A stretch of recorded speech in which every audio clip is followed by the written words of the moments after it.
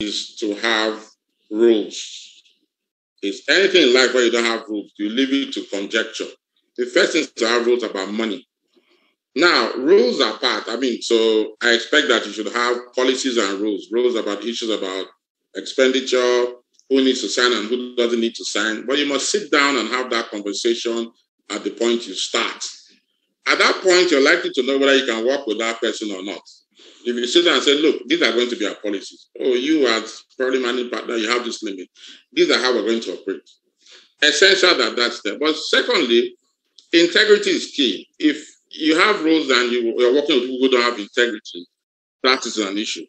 Integrity is the fact that I'm abroad sometimes for 6 weeks. The office must run. I'm not afraid about if my partner is going to sign up for all the money in the firm and run off.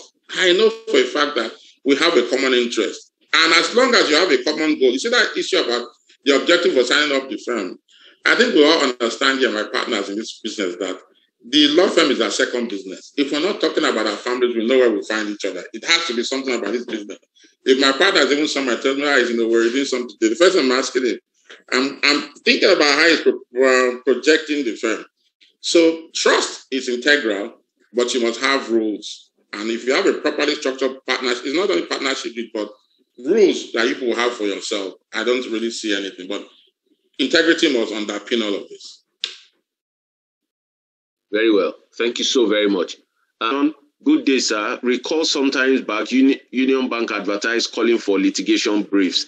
Sir, in the future, do you think legal units of banks or similar organizations may finally venture into performing legal advisory functions for the public? This is a very interesting one from Jude Ene, and it speaks to a point which you raised, Tony, about the future of the legal profession. Perhaps you might want to dive into that while I collate the next set of questions. So, and the sole proprietor personal funds from the firm. Apart from the fact that our rules of professional ethics require us to do that, the truth is this. Typically, I'll use myself as an example. I started off as the firm today we call the Law Crest with several partners and several layers. I started as a sole proprietor. But like I said, from day one, I put myself on a salary. I had a firm account and my account separately. And the truth is this.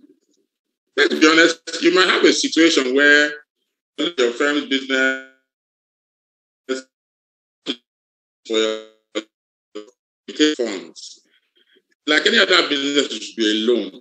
But I don't encourage it, that's the truth. Because for me, it means you must work your life around that income. And most times, it actually propels you to actually go and get work and push your business.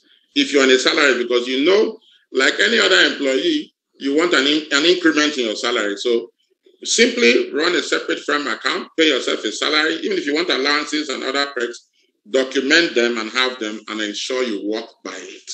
That's the only way. And I tell people, just to quickly go to something. You see the issue about sole proprietorship, I tell people, the mistake a lot of them make.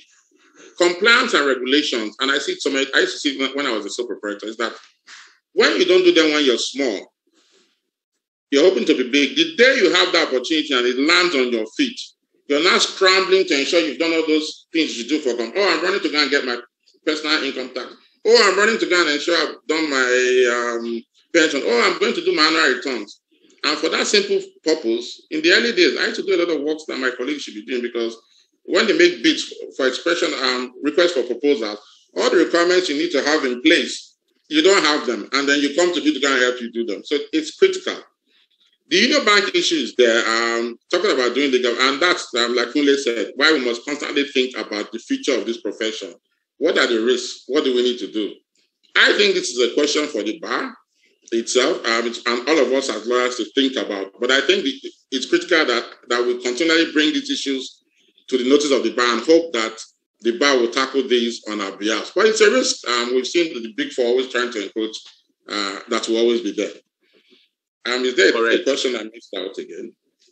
No, I don't think so, but there are more. So let us quickly move on. We are fast running out of time. So I'll just need your sharp take. My practice in an area where I relatively enjoy monopoly without subjecting my firm to competition that can consume our young practice.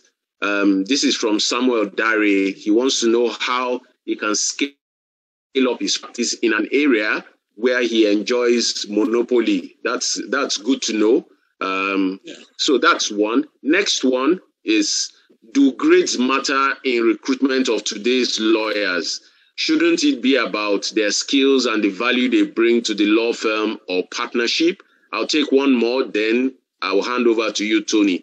On the issue of billing and fee structure, the 1/3 to compensation, 1/3 to overhead, and 1/3 to profit, is this division based on what you have charged, or will determine the amount you charge? Okay, thank you. Yes. How can I scale up? How can you scale up your practice when you have a monopoly? Well, Yes. if you tell me you have a monopoly, I want to believe you're scaling it up day to day. If you tell me you have a monopoly, it means you're the only scale in place. But definitely, scaling day to day is doing what you do day to day. I think people always think it's something extraordinary. It's doing the right things all the time. Exceptional service, delivery on time, integrity, quality of work, day in, day out. Because marketing is twofold, essentially. Pushing yourself out there and your existing clients telling others. And the truth is, you will have competition. Forget about it. In the old days, nobody wanted to do employment law when we were doing it. But now, when they talk about employment law, everybody's in the space. The idea is make sure your work speaks for you, constantly speaks for you. The people leaders in IP in this country, everybody that claims they do IP today, but if your work is exceptional, you'll continue to scale because your clients and people in your existing clients move to other organizations, build new businesses, and they take you along. So maintain quality and you will continue to scale up. Do grades matter? Yes and no, I would say. Unfortunately today, because of the large number of lawyers we have, truthfully, it's I would say that not everybody with a better grade than the next person is a better lawyer than the next person. But it's just an easier way for people. If somebody has 3,000 applications for 4 posts and he needs to shortlist, that is what they do. But the truth is, I've had people walk up to me and sit with me in an innocuous place like a bar and discuss legal issues with me, and that will compel me to want to take a conversation further with you. So I would say yes and no. If you can get the good grade, get it, especially in today's world, but I don't think it's the only determining factor. Philip, I need to update me on the, okay, somebody mentioned the 3... yes, the 1/3 demarcation of income. I think what it simply means is that once you look at your cost, your fee and your cost structure, and do the computation, they should match. If at the end of the day you check your cost structure and this is how much I've earned from my associate, divide them from all my earnings from my associate. 1/3 of it, what did it do? Is it on their salary? Did 1/3 cover the cost of running this business? Then do I have 1/3 as profit? If I aggregate all the income they've generated, that's my understanding of it. Very well. Okay, let us move on because, again, like I said, we're fast running out of time.